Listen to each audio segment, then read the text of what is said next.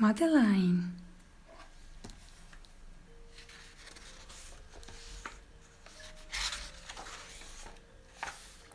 In an old house in Paris that was covered with vines lived 12 little girls in 2 straight lines. In 2 straight lines they broke their bread and brushed their teeth and went to the bed. They smiled at the good, then frowned at the bad. And sometimes they were very sad. They left the house at 9:30 in 2 straight lines. In rain or shine. The smallest one was Madeline. She wasn't afraid of mice.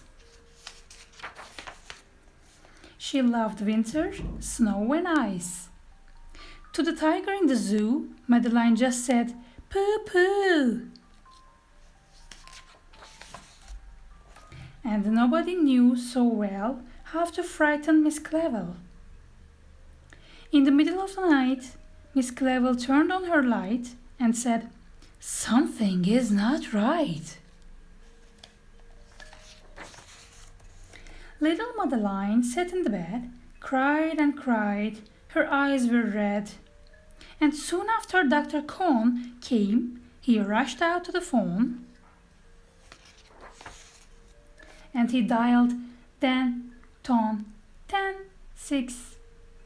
"Nurse," he said, "it's an appendix."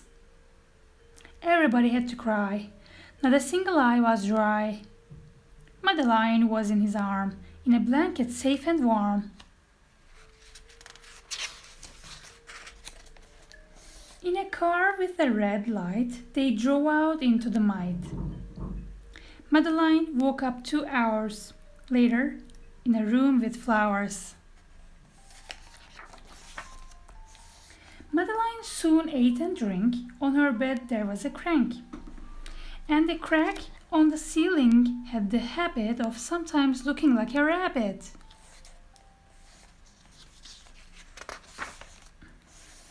Outside were birds, trees, and sky, and so 10 days passed quickly by. One nice morning, Miss Clevel said, "Isn't this a fine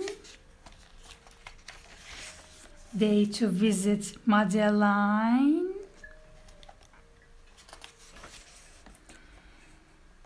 Read the sign outside her door. Visitors from 2 to 4.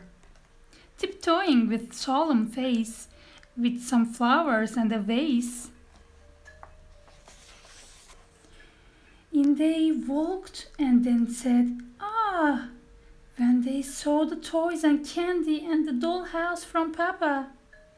But the biggest surprise by far on her stomach was a scar. "Goodbye," they said, "we'll come again."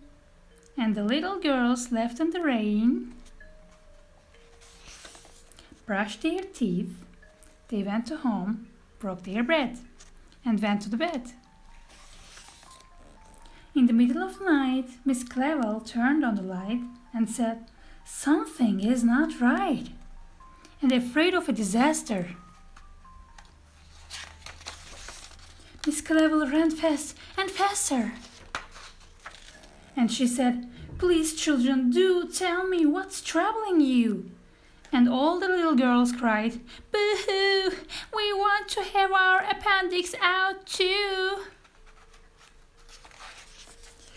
"Good night, little girls. Thank the Lord you are well. And now go to sleep," said Miss Clevel. And she turned out the light and closed the door. And that's all there is. There is